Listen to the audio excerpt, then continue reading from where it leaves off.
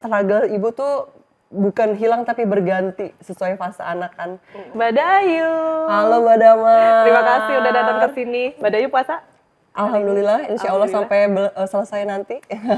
Kinar ikut puasa nggak? Puasa, jadi dia kan sudah mulai puasa full. Sebelumnya pernah ya tapi belang bentong gitu, tapi udah pernah juga sampai full. Tahun ini insya Allah pengen kita coba dia bisa puasa penuh. Gimana sih pengalamannya pertama kali ngajarin Kinar puasa dulu? Struggle-nya adalah meyakinkan dia kalau dia bisa. Tapi ketika dia udah buka, aku bilang ya udah berarti berhenti puasanya, kita coba lagi besok atau lusa gitu. Jadi ketika dia memutuskan untuk berhenti di tengah jalan, kita nggak lanjutin lagi. Berarti kamu masih dalam proses untuk latihan. Jadi bukannya nge-push gitu ya, tapi menghargai yang udah dilakuin hari ini gitu ya. Terus besok kita mulai lagi latihan lagi. Oke.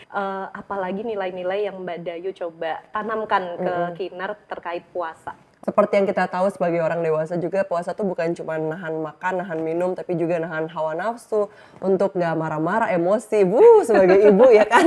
Itu yang paling susah.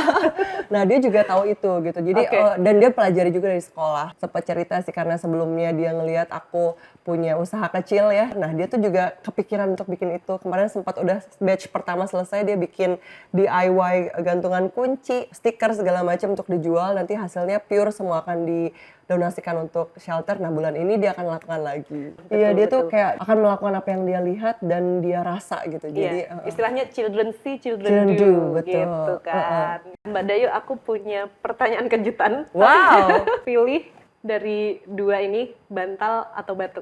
Yang nyaman udah pasti bantal, tapi aku suka challenge jadi batu deh. Momen tersulit apa sebagai seorang ibu gitu ya, tapi yang ini bisa menjadi sebuah challenge?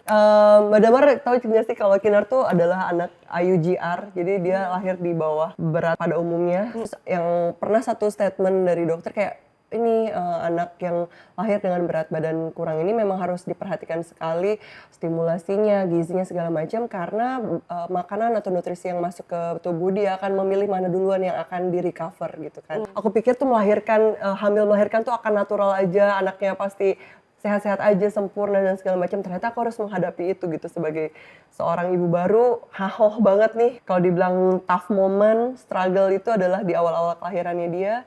Tapi setelah itu memang struggle ibu tuh bukan hilang tapi berganti sesuai fase anak kan.